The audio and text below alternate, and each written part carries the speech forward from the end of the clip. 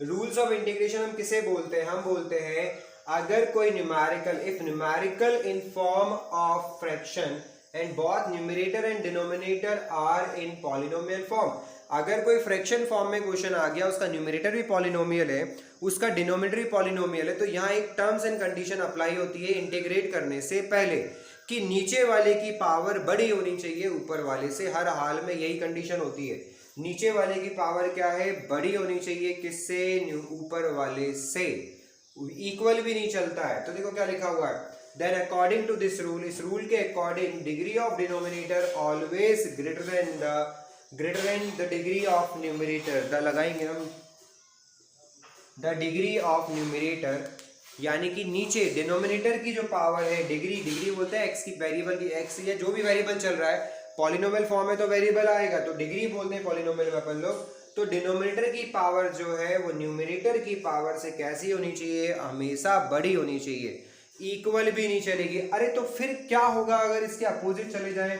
Otherwise we will use long division method.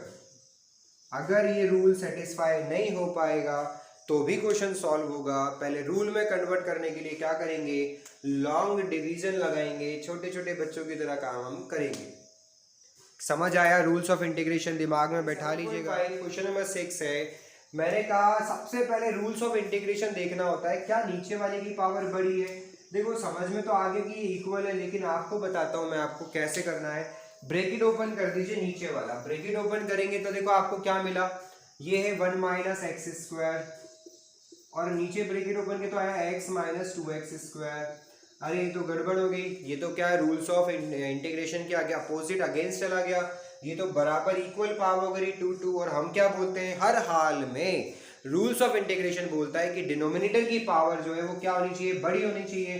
तो फिर क्या करें? तो लॉन्ग डिवीजन यूज कर लेते हैं। सबसे पहले मैं क्वेश्चन को थोड़ा और अरेंज कर रहा हूँ। ऊपर से माइनस कॉमन लिया, भाई वेरिएबल है, बड़ा पावर जिसकी है वो आगे लिखो ना।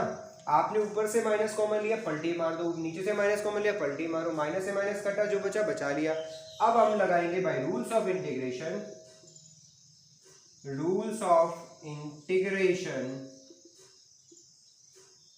Long division marker. Long division क्यों लगा रहे हैं आप समझ आ रहे हैं?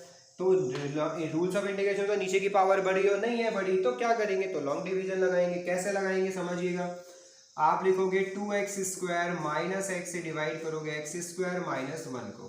भाई ये 2 काम का नहीं है, हाफ कर दो।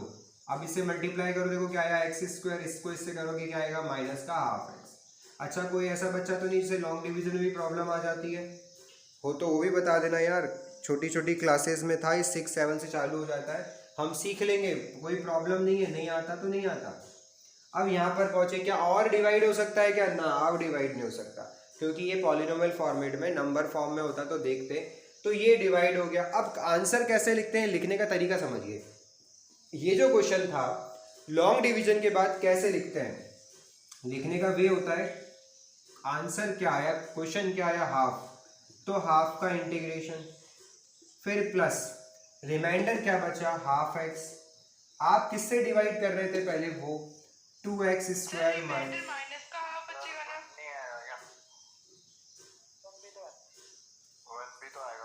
हाँ यार ये इसका तो साइन चेंज होगा और ये -1 आ जाएगा, तो ये -1 ऊपर आएगा। बिल्कुल सही है, -1 भी बचा था वो आएगा।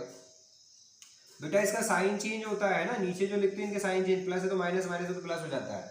अब जो हो गया वो हो गया, ये बचा आपका, ये आ गया dx। तरीका फिर से सीख लीजिए, क्या कर रहे हैं, क्वेश्चन पहले लिखते हैं, क्वेश्चन यानी आंसर जो आया उसका इंटीग्रेशन, प्लस लगा के रिमाइंडर अपन आप किससे डिवाइड कर रहे हैं। पूछो ना नहीं आया सर कैसे लिखा आपने, समझ नहीं आया, देखो रीजन बताता हूँ। क्या करते हैं, 10 को 3 से डिवाइड करते हैं, 10 को 3 से डिवाइड करो, कितनी बार आएगा, 3 3 जा 9। अब 10/3 को कैसे लिखूंगा मैं, देखो आंसर क्या आया 3, प्लस रिमाइंडर क्या है 1, किससे डिवाइड कर रहे हैं 3 से, तो 10/3 को अपन क्या लिख सकते हैं, 3 + 1/3। एलसीएम लो, 3 3 जा 9 + 1 10, 10/3। तो अरे ये भी तो यही है डिवाइड, 10/3, ये 10 है ये 3 है, तो कैसे लिखा, ये लिखा, आंसर क्या आया, प्लस रिमाइंडर अपॉन किससे आप डिवाइड कर रहे थे वो। तो यहाँ पे भी वही फॉर्म यूज करनी है। यहां तक कोई प्रॉब्लम हो फिर से बताइए। एक स्टेप और अरेंज करने लायक है वो। देखिए हाफ कांस्टेंट है, बाहर आ गया, 1 का इंटीग्रेशन x हो गया। Okay done. यहाँ पे भी एलसीएम ले, मैंने हाफ बाहर कर दिया, न्यूमरेटर में क्या बचेगा x माइनस 2। देखो ऊपर एलसीएम लेंगे तो 2 इससे मल्टीप्लाई होके हाफ बाहर, नीचे क्या है x कॉमन लीजिए, दिस इज 2x माइनस 1 और dx। ये आपकी एक इक्वेशन रेडी हो गई है। ये अभी क्या हुआ, अरेंज हुआ। अब इसमें हम लोग पार्शियल फ्रैक्शन लगाएंगे, a और b बन जाएंगे। पहले इतना half x plus half i1, this is equation number 1। ये 1 ही है, इसी को मैंने अरेंज किया है अलग से करने के लिए। अब हम i1 को अलग से सॉल्व करें तो देखो बेटा i1 क्या है, i1 है ये वाला इंटीग्रेशन, क्या है वो x minus 2 upon x and 2x minus 1। अब मुझे बताइए पार्शियल फ्रैक्शन का कौन सा टाइप बन गया भाई, पार्शियल फ्रैक्शन ये कौन सा टाइप है।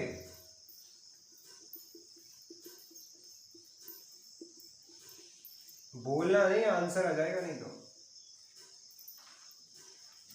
कौन सा टाइप है पार्शियल फ्रैक्शन का, अब करिए आगे का आप लोग मुझे करके बताइए फटाफट। आगे का आप करिए, आंसर को मैं अरेंज वापस बता दूं बेटा, वो यूट्यूब वाला वीडियो बंद कर दिया था गलती से। ये पार्शियल फ्रैक्शन का टाइप था हमारा, एलसीएम लिया बेटा जी, एक बार इसको 0 रखा तो क्या आया, x 0 ही मिला, 0 रख दिया, a की वैल्यू 2 आ गई। सेकंड 2x माइनस 1 को 0 के इक्वल रखा, हाफ आया, इसमें रख दीजिए हाफ, यहाँ रखेंगे तो आप -3/2, ये 0, यहाँ हाफ b, 2 से 2 कैंसिल, b आएगा -3। आगे देखिए a और b की वैल्यू यहाँ पुट करिए, a की वैल्यू आप 2 रखेंगे तो ये है dx अपॉन x। ओके, अब आप b की वैल्यू यहाँ रखते हैं -3, तो -3 और dx अपॉन 2x माइनस 1। आपका जो रिजल्ट है वो आएगा 1/x, किसका होता है बेटा, log x का। अब देखिए आपके दिमाग में दीपक का एक क्वेश्चन था, सर x के साथ कुछ आ जाए तो क्या करना है, जरा एक बार देखिए। वैसे इंटीग्रेशन में क्या करते हैं, x के साथ कुछ आ जाए तो वो डिवाइड हो जाता है, डिवाइडेड बाय 2 कर दीजिएगा आप लोग, डिवाइडेड बाय 2। और मान लीजिए नहीं सर हमें ऐसे नहीं करना है, आप तरीके से बताओ, तो देखो तरीका देखो, 2x माइनस 1 को क्या ले लिया अपन t, 2 dx is equal to क्या हो गया dt, dx का क्या आ जाएगा dt बाई 2, तो यहाँ रख दीजिए। देखो 3 था, ये 2 1/2 है, 2 नीचे आ गया, this is dt by t। तो क्या बना i1, ये बना, इस 2 को ऊपर लाया तो ये हो गया log x स्क्वायर -3/2 और ये बन गया log t। और t में जब आप वैल्यू पुट करेंगे, देखिएगा आप वैल्यू पुट कर दीजिए, क्या आएगा log x square -3/2 log t की वैल्यू रखोगे तो क्या आएगा 2x माइनस 1 प्लस c। अगर फर्स्ट इक्वेशन पर पहुंचे तो आंसर कैसे लिखेंगे, हाफ x फिर ए प्लस हाफ से इसमें सब में मल्टीप्लाई करना, चाहे इस 2 को आगे रखते हैं, जब हाफ आ रहा है तो हाफ काट लेंगे पर, इसे हाफ से मल्टीप्लाई कीजिए, देखिए ये 2 से 2 कटेगा, क्या बचेगा log x, इसे हाफ से करेंगे तो ये 3/4 हो जाएगा, and log 2x minus 1 plus c, क्योंकि कांस्टेंट को एक ही बार लिखना है। आप इसे c1 की का c भी लिख सकते हैं, c1 भी लिख सकते हैं, क्योंकि और कांस्टेंट तो आ नहीं रहे। अब देखिए आराम से और बताइए क्या आपको ये समझ आ गया।